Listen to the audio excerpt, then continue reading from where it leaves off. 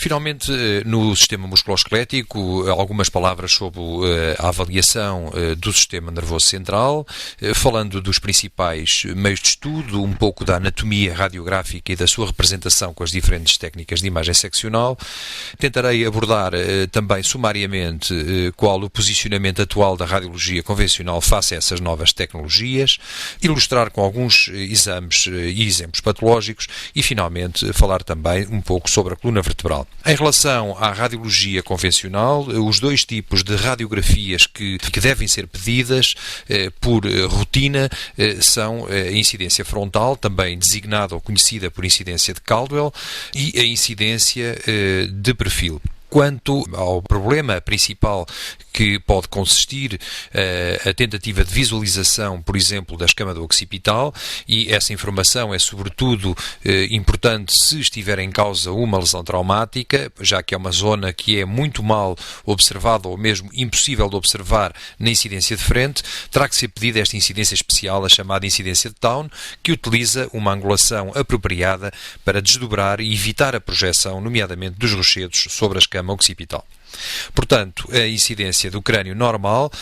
com a incidência de chamadas rochedos nas órbitas, ou incidência de frente ou incidência de Caldwell, e a de perfil, são de facto as incidências rotineiras. Quanto aos seios da face, os seios perinasais podem de facto também ser, como é sabido, bem estudados por radiologia convencional, embora a observação da transparência radiológica seja fortemente dependente de uma apreciação subjetiva do radiologista e dependa também um pouco da dose radiológica utilizada. As incidências utilizadas habitualmente, a incidência de Vater, excelente incidência para estudo dos seios maxilares e dos seios frontais, a incidência de Hirtz, onde essencialmente poderão ser apreciados os seios etmoidais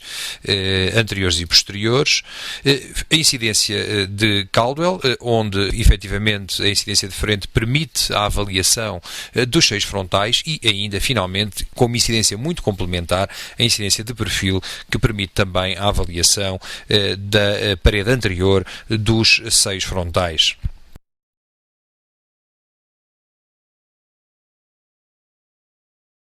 E aqui temos então alguns exemplos, a incidência de frente, em que observamos que os rochedos se projetam de facto a nível das órbitas e é uma incidência que permite a avaliação da abóbada craniana, mas se repararmos, de facto, a escama do occipital não é visualizada com o recurso a esta técnica. Na imagem do meio temos a incidência de perfil, onde é possível apreciar bem a abóbada craniana, os sulcos vasculares, o diploe, a tábua interna e a tábua externa da abóbada craniana e também, obviamente, a imagem da cela turca, a nível, portanto, do esfenoide. Finalmente, a incidência de Town, onde podemos apreciar com vantagem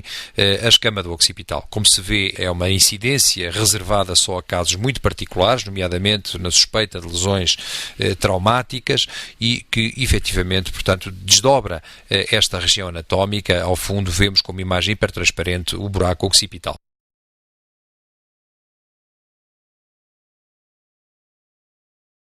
Outro conhecimento importante é também saber algumas referências anatómicas que são efetivamente referências quase que sempre comuns e que não devem ser confundidas com processos patológicos, nomeadamente com fraturas da abóbada craniana. Há pelo menos duas imagens vasculares que são relativamente constantes na radiografia do crânio de perfil e que são os sulcos traçados pela artéria meningia média e pela artéria temporal, como se pode ver aqui neste esquema. De facto, são sulcos que são, digamos assim, escavados na tábua interna do diploe e facilmente reconhecíveis e que não deverão ser confundidos com eventuais fraturas.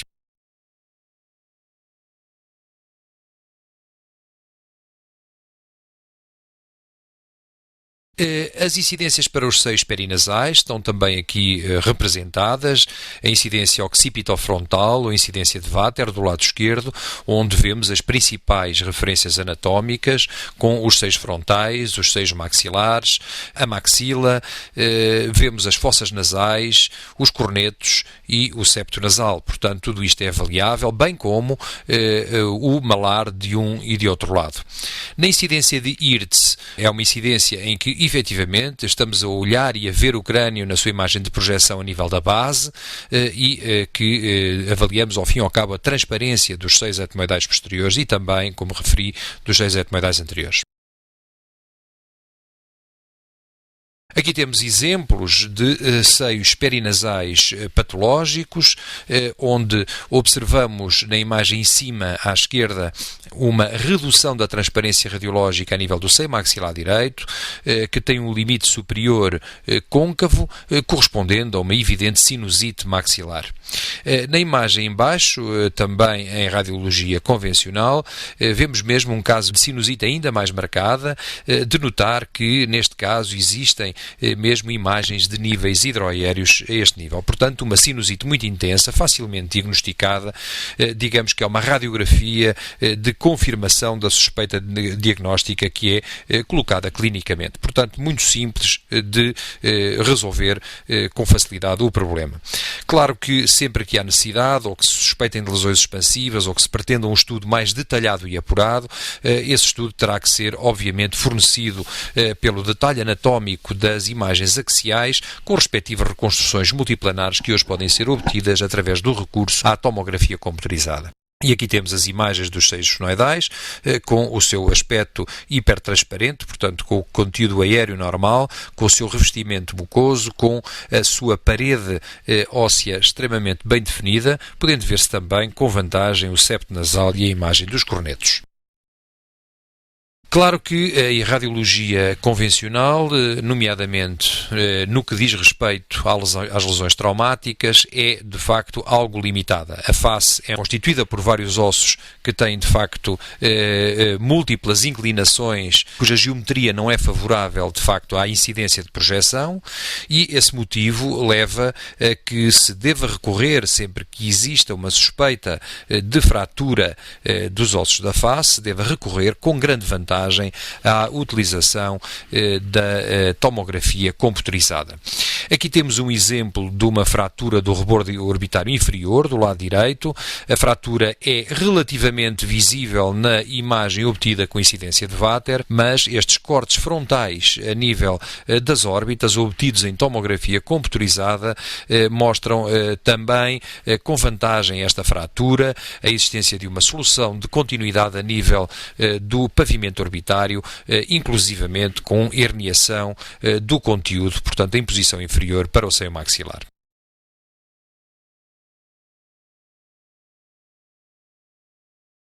Quanto à imagiologia seccional, e começando com a ecografia é também hoje uma realidade. É claro que a ecografia que mais se realiza não será propriamente a ecografia craniana, embora ela seja possível, sobretudo nas crianças, através da via transfontanelar, portanto, antes da fusão das fontanelas, e também utilizando, enfim, fontes de energia e, portanto, frequências de insonação apropriadas, geralmente mais baixas, é possível penetrar através, por exemplo, do temporal e da escama do temporal e conseguir, de facto, obter algumas imagens de ecografia craniana do adulto. Essencialmente dirigida, logicamente, a estudos de caráter vascular. A ecografia que mais vezes se realiza, de facto, é a ecografia carotídea, a nível do pescoço, para avaliação das artérias carótidas. O Doppler é muito informativo sobre vários aspectos, nomeadamente no que diz respeito à avaliação das áreas de estenose, da quantificação da estenose e dos fluxos sanguíneos, bem como a demonstração das placas, da sua calcificação, da eventual ulceração ou inexistência de ulceração destas mesmas placas, portanto, distinção entre placas potencialmente perigosas, que poderão conduzir a breve trecho a acidentes vasculares cerebrais, ou, pelo contrário, a demonstração de placas mais estáveis. Portanto, o Doppler é de facto um exame fundamental a este propósito. Ataque e ressonância, logicamente, são exames cujo interesse será talvez redundante estar a falar acerca do seu verdadeiro interesse, que é enorme para a avaliação do crânio, mas já lá voltaremos um pouco mais à frente. Quanto aos exames angiográficos, a angiografia de subtração digital obviamente, ainda há uma possibilidade de se realizarem angiografias cerebrais, mas tal como noutros departamentos orgânicos, o seu interesse pode ser substituído quando se pretende uma etapa puramente diagnóstica por angiografias realizadas por técnicas seccionais, não invasivas ou minimamente invasivas, tais como angiotaque ou angiorressonância, onde a injeção do contraste pode ser feita por uma injeção periférica. Inclusivamente, a angiorressonância poderá não utilizar contraste nenhum e as imagens de tipo angiográfico serem obtidas apenas por determinado tipo de sequências capazes de demonstrar as estruturas vasculares com hipersinal acentuado.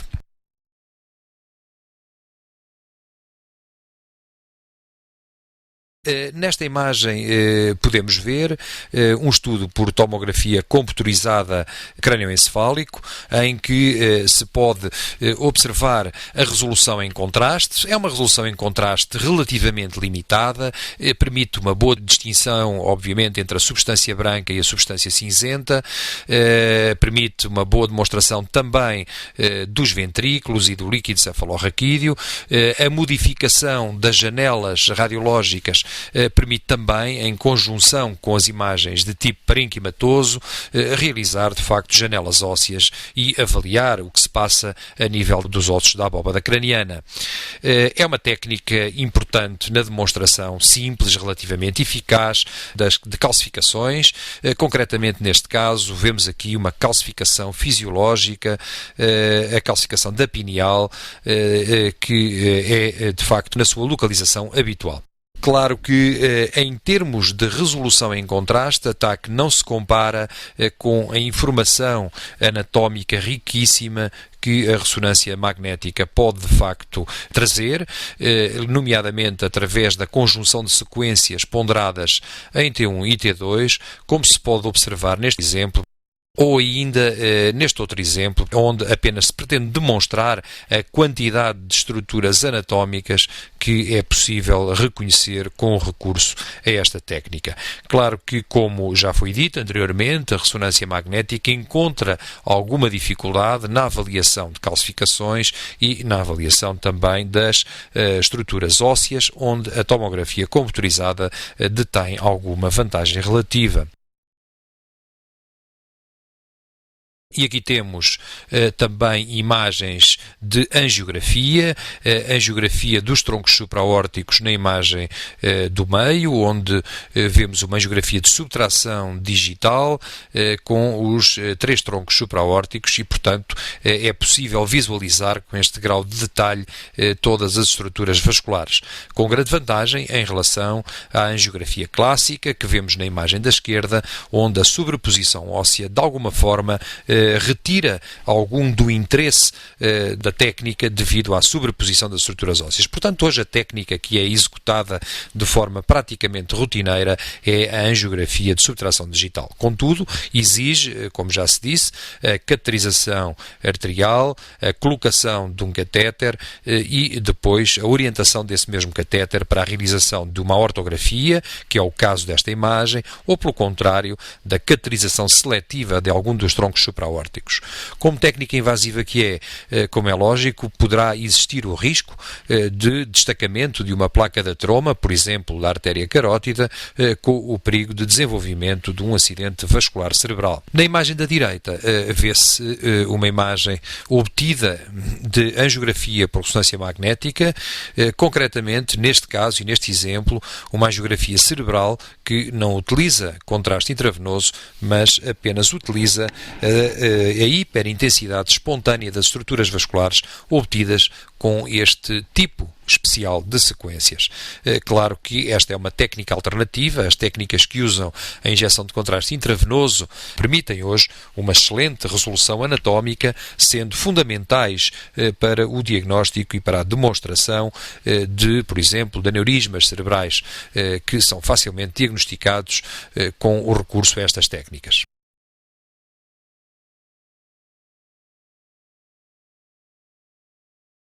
Referindo alguns exemplos patológicos e tentando uma abordagem muito genérica, apenas selecionando o que é talvez mais importante, para referenciar que a presença de calcificações ou a detecção de calcificações intracranianas é um dos grandes desideratos da radiologia, já que muitas das calcificações estão de facto relacionadas com tumores, com lesões infecciosas, por vezes com lesões parasitárias, por vezes também, logicamente, com lesões de caráter vascular, como sucede nos aneurismas. Mas há que relembrar também que existem várias calcificações fisiológicas e essa distinção entre a calcificação fisiológica, que tem uma localização anatómica perfeitamente esperada e conhecida, deve ser totalmente diferenciada das calcificações patológicas. Entre exemplos de calcificações, há mais calcificações fisiológicas, mas três talvez das mais frequentes: a calcificação da pineal, a calcificação da foice do cérebro e dos plexos coroides são de facto extremamente frequentes.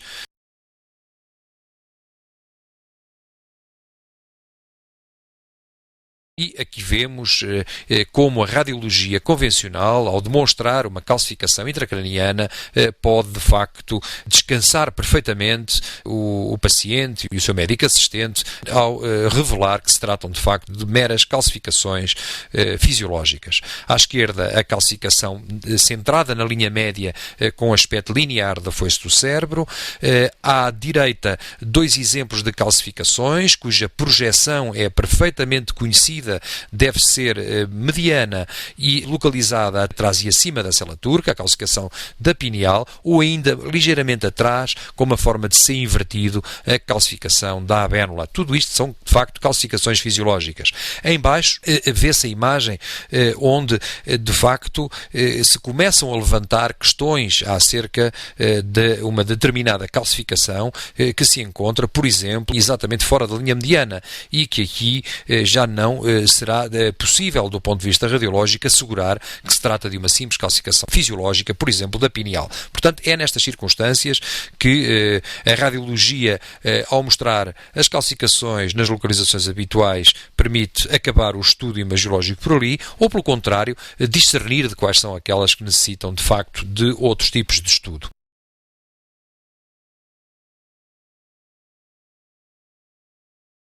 E aqui temos exemplos de calcificações cranianas patológicas com um aspecto totalmente diverso, grandes calcificações a nível da célula turca e do esfenoide, uma grande calcificação adjacente à abóbada craniana, como se pode observar na imagem de baixo. É uma calcificação que se projeta imediatamente acima da imagem do sulco da artéria temporal e corresponde, neste caso concreto, a um tumor, a um volumoso meningioma. À direita vê-se também outras calcificações com uma morfologia serpiginosa correspondendo a alterações de caráter vascular. Quanto à patologia traumática e às anomalias dos ossos da abóbada craniana em si, referi que, de facto, a tomografia computadorizada nos casos duvidosos e, sobretudo, nas fraturas que cursam com possível afundamento e, portanto, a avaliação do caráter de afundamento da fratura e das fraturas da base do crânio é, de facto, feita com grande vantagem com o recurso à tomografia computadorizada e, deste facto, a radiologia convencional desempenha desempenhará um papel bastante mais restrito. Da mesma forma, as fraturas da face beneficiam largamente com radiografias obtidas com incidência de Vater e, seguidamente, se necessário, pela realização complementar de tomografia computerizada. A patologia tumoral também não poderia estar isenta, metastática, logicamente, que se manifesta dependendo do tipo de metástases, como imagens de caráter osteolítico, que muitas vezes são referidas em saca-bocados, como quem tivesse roubado um pouco de osso à abóbada craniana, e, finalmente, existe também aspectos um pouco mais estranhos dos ossos da abóbada que perdem aquele aspecto perfeitamente regular para ter um aspecto que se designa ou se designava radiologicamente em prata batida, significando hipertensão intracraniana. É claro que hoje em dia, com as técnicas de estudo e de terapêutica aplicadas muito mais cedo, raramente iremos ver aspectos tão exuberantes como estes que eram descritos nesta fase nas crianças e que forneciam este aspecto radiológico bastante interessante. Quanto à célula turca, de facto, antigamente a radiologia convencional desempenhava, talvez por ser a única técnica disponível, um papel fundamental na demonstração dos tumores hipofisários. Mas é evidente que é uma técnica limitada e que era capaz de demonstrar tumores que mostravam um grande aumento das suas dimensões ou, pelo contrário, que se manifestavam essencialmente pela avaliação de uma incidência obtida rigorosamente de perfil e na tentativa de demonstração de um duplo contorno.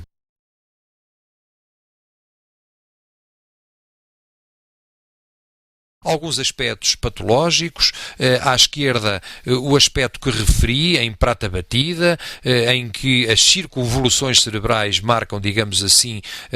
a tábua interna dos ossos da abóbada, a adelgação do diploe e provocam, portanto, este aspecto. É de facto um dos sinais de alarme para a possibilidade de hipertensão intracraniana. À direita vemos imagens em saca-bocados, as tais imagens hipertransparentes, afetando toda a abóbada craniana, num caso de metástases osteolíticas de um cancro da mama. Em baixo vemos então uma imagem radiológica centrada à célula turca, onde observamos que a célula turca tem, mesmo subjetivamente, umas dimensões aumentadas e aparece com uma imagem de duplo contorno. Deverá também, de alguma maneira, desmistificar-se alguns exames radiológicos, e este é um deles, o da célula turca, que de facto tem um rendimento diagnóstico extremamente baixo, nomeadamente no que diz respeito à avaliação de eventuais ou detecção de eventuais microadenomas. Portanto, a suspeita do microadenoma hipofisário, enfim, não tem uma justificação para a realização de radiografias do crânio, que irão ser normais numa percentagem elevadíssima dos casos e, portanto, não transmitem nenhum interesse diagnóstico adicional comparativamente a outras técnicas, nomeadamente a TAC e, mais em particular, a ressonância magnética, que são, de facto, hoje as técnicas a usar quando se suspeita de lesões desse tipo.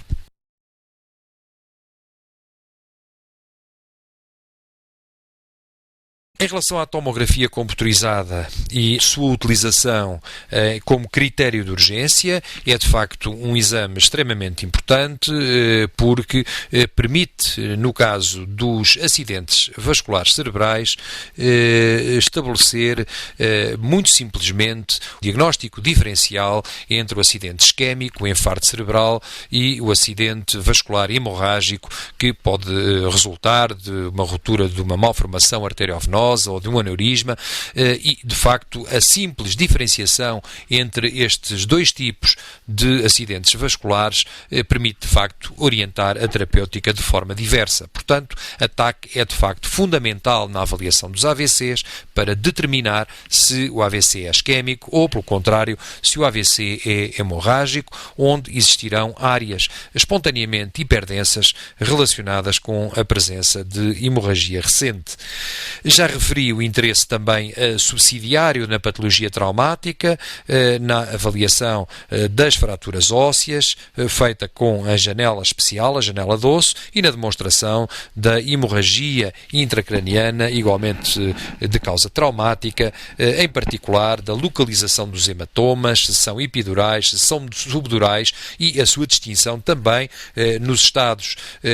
confusionais ou comatosos da simples contusão cerebral cerebral acompanhada de edema.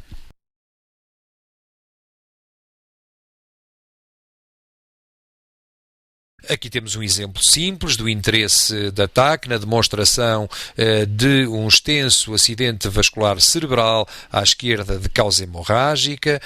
com a presença de sangue livre responsável pelas áreas espontaneamente hiperdensas, contrariamente ao acidente vascular isquémico, onde o sangue não é detetável. Também hoje convirá referir que a ressonância magnética pode ainda desempenhar um papel extremamente importante na determinação das áreas cerebrais lesadas pelo acidente vascular cerebral isquémico, determinando exatamente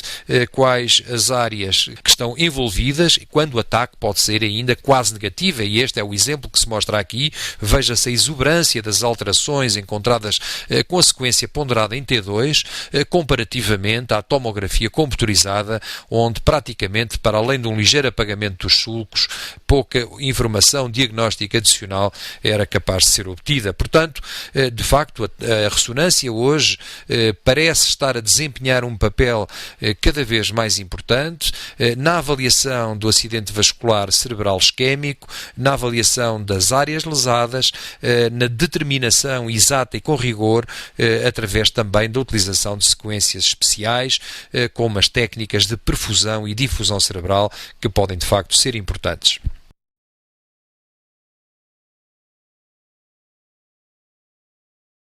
E aqui temos também um exemplo para mostrar como a ressonância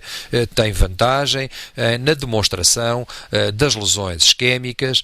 que são claramente identificadas na ponderação T2, sendo muito mais subtis na avaliação por tomografia computurizada. No entanto, e no contexto de urgência, a grande distinção clínica imediata é a diferenciação entre o AVC isquémico e o AVC hemorrágico, e esse recurso pode ser feito e obtido através do recurso à tomografia computurizada. Aqui vemos exemplos também de hematomas epidurais com compressão encefálica acompanhante e na imagem da direita um pequeno higroma com acumulação de líquido a nível da região frontal do lado esquerdo. Quanto à patologia tumoral em taquirressonância, estas técnicas permitem determinar o efeito de massa, como já se falou, a importância das calcificações que orientam no sentido da caracterização dos tumores, o realce após contraste intravenoso demonstrando a interrupção da barreira hematoencefálica e também, finalmente, a possibilidade da demonstração do edema perilesional. Portanto, uma série de informações que, de facto, estas técnicas podem realmente comportar, para além de outras muito mais especializadas e que não valerá a pena citar aqui. A taquirressonância são também largamente usadas na avaliação das hidrocefalias e, claro, nas avaliações do ouvido e do rochedo, onde substituíram completamente os exames radiológicos convencionais, de tal forma que permite muito simplesmente verificar a pneumatização das células mastoideias, a determinação de tumores como colesteatomas, neurinomas do acústico e visualizar, claro, com grande vantagem, o canal auditivo interno, sem aquele caráter aleatório e muito mais difícil de executar, e além disso sem toda a informação adicional que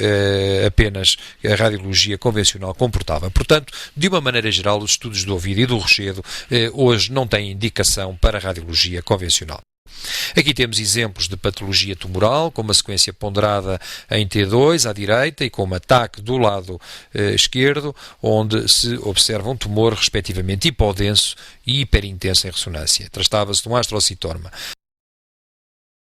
Aqui vemos um exemplo do interesse da combinação conjunta, da combinação de sequências clássicas T1 e T2 com injeção de gadolínio na determinação da lesão tumoral, da sua extensão e do edema perilesional. Veja-se como o edema perilesional peritumoral é intenso, portanto, por um conteúdo de água aumentado à volta da lesão tumoral, e que a lesão tem de facto dimensões menores, conforme se pode apreciar na injeção após gadolínio, onde apenas o tumor sofre efeito de realce, contrariamente propriamente à zona de edema peritumoral. Portanto,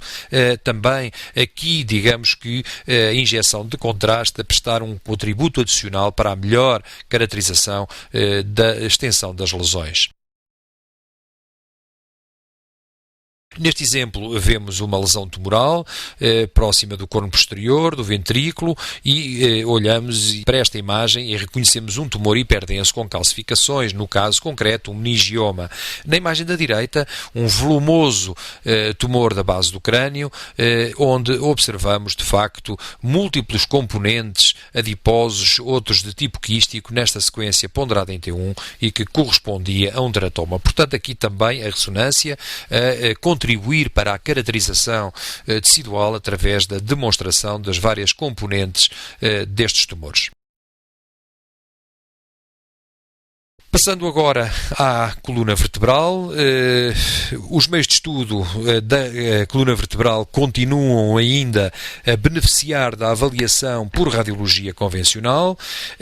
A incidência de frente, a incidência de perfil são de facto fundamentais e as incidências oblíquas. Sobre isto valerá a pena também ter apenas uma pequena nota,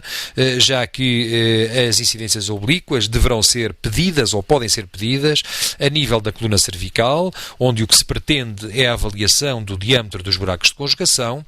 e a nível da coluna lombar, onde o que se pretende é a avaliação da região ístmica das pequenas articulações posteriores. Portanto, digamos que não existem incidências oblíquas do coluna dorsal, ou digamos que o seu interesse é nulo, já que os buracos de conjugação não têm uma orientação compatível e são visualizados na incidência de perfil. Claro que a radiologia convencional não seria, de facto, a técnica isolada que se pode utilizar para a avaliação da coluna, onde, mais uma vez, a TAC e a ressonância são, de facto, fundamentais. Aqui temos uma incidência de perfil da coluna cervical, onde podemos avaliar vários parâmetros. Podemos avaliar as dimensões dos discos intervertebrais, a morfologia dos corpos, a estrutura dos ossos envolvidos e, portanto, a visualização de eventuais lesões osteoblásticas ou osteolíticas, o alinhamento do muro posterior, que é uma linha que passa pelo bordo posterior dos corpos vertebrais, a avaliação da linha espinholaminar, que corresponde à zona de fusão dos arcos posteriores das vértebras e, portanto, determinando aqui o canal medular e as dimensões do canal medular. Vemos também as pequenas articulações posteriores e, finalmente, o alinhamento, a estática deste segmento. Na incidência oblíqua, do lado direito, o que observamos essencialmente são as dimensões do buraco de conjugação. A incidência oblíqua é, logicamente, uma incidência unilateral. Será necessário fazer as duas incidências oblíquas para estudar os buracos de um lado e do outro.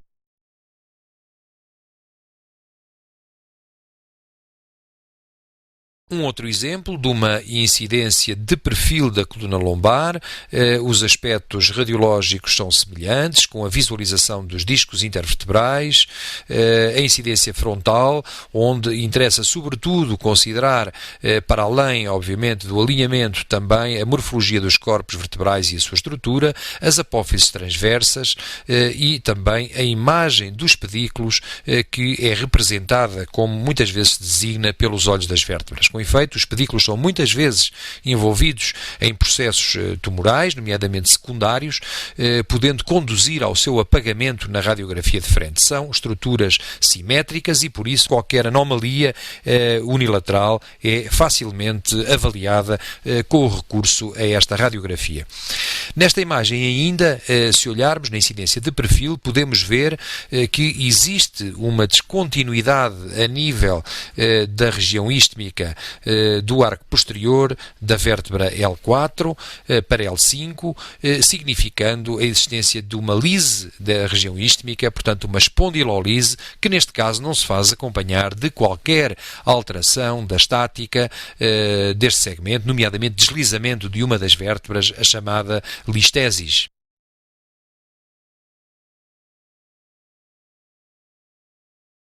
As radiografias convencionais permitem com facilidade observar, por exemplo, anomalias congénitas como esta que se apresenta aqui, em que a 12ª vértebra dorsal apresenta uma deformação cuneiforme central de um e outro lado, a chamada vértebra em borboleta, portanto uma anomalia, uma hemivértebra, uma anomalia congénita, e se repararmos vemos que as plataformas vertebrais das vértebras supra e infrajacentes se moldam perfeitamente a esta morfologia alterada, mas congenitamente alterada deste corpo vertebral. Um outro ponto importante é a avaliação das fraturas, os colapsos vertebrais. Os colapsos podem ter variadíssimas causas, talvez o mais comum será, logicamente, os colapsos de natureza osteoporótica. Os colapsos osteoporóticos tendem a levar à deformação inicialmente do corpo vertebral em lente bicôncava por invaginação do disco intervertebral do núcleo pulposo para o interior do corpo vertebral, mas mais tarde a vértebra pode ser de facto completamente colapsada. É aliás isso que está na gênese das alterações da estática secundárias aos colapsos vertebrais osteoporóticos, com o aparecimento de redução da altura dos pacientes, com exagero da cifose dorsal, como neste caso, onde existem vários colapsos vertebrais de vértebras dorsais associadas à osteoporose.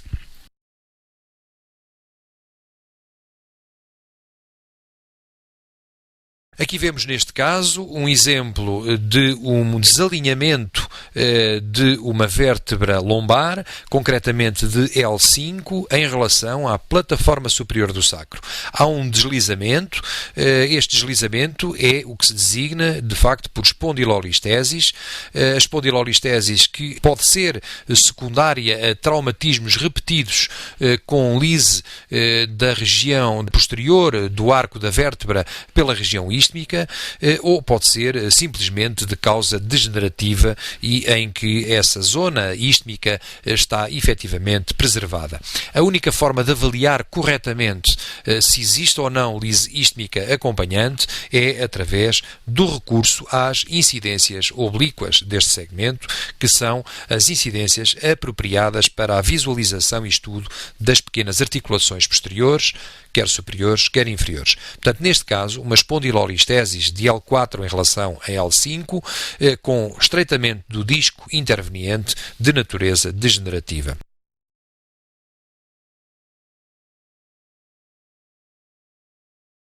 A tomografia computurizada e a ressonância magnética são complementos muito importantes na avaliação das lesões inflamatórias, infecciosas, nas lesões tumorais, já que não só através das imagens axiais nativas, no caso de ataque, mas através das reformatações ou das imagens obtidas em multiplanares da ressonância, permitem de facto demonstrar todo o quadro clínico, quando a radiologia convencional apenas permite a avaliação óssea. Aqui temos um exemplo de uma grande destruição de discos intervertebrais e de um corpo vertebral, condicionando uma cifose angular, concretamente um caso de espondilodiscite tuberculosa. Isto são reformatações no plano sagital e coronal, em que se observa também a massa de tecidos moles acompanhantes relacionada com esta situação infecciosa. Claro que estas imagens são imagens relativamente antigas, obtidas ainda numa taque helicoidal monocorte. Hoje estas imagens têm de facto grande resolução anatómica através de novas tecnologias helicoidal multicorte. A associação deste tipo de exames, ou mesmo da ressonância, pode não só avaliar a componente de tecidos moles, mas também qual a repercussão que este abscesso e estas lesões destrutivas têm sobre o próprio canal medular e sobre as raízes dos nervos raquidianos.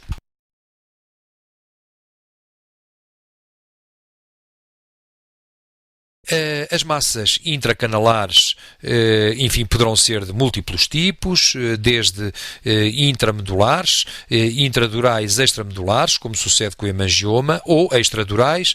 como sucede com as hérnias discais ou com as metástases extraaxiais. Portanto, este tipo de informação também, no que diz respeito à localização exata da lesão, permite detectar a sua origem de uma forma relativamente simples. Também é possível detectar as chamadas cavidades siringomiélicas, portanto, zonas desprovidas de medula, portanto, que são verdadeiras cavitações no seio da espinal medula. E aqui temos, para terminar, duas imagens em que se mostra a avaliação por tomografia computurizada do canal medular e do seu conteúdo. Concretamente, neste caso, podemos ver as raízes dos nervos raquidianos a saírem dos buracos de conjugação. Estamos a nível da transição lombosagrada. Podemos também observar as pequenas articulações posteriores, muitíssimo bem, muito embora a resolução em contraste não se compare com a imagem da direita em ressonância magnética, mas ainda com a agravante, logicamente, da ressonância permitir outro tipo de tecnologia associada, como os cortes diretos multiplanares, que a tomografia computadorizada não permite. Se virmos aqui, podemos ver também a avaliação dos discos, a avaliação do sinal dos corpos vertebrais, a avaliação, obviamente, da extensão de toda a espinal medula, portanto, de uma forma muito simples e através deste corte sagital direto.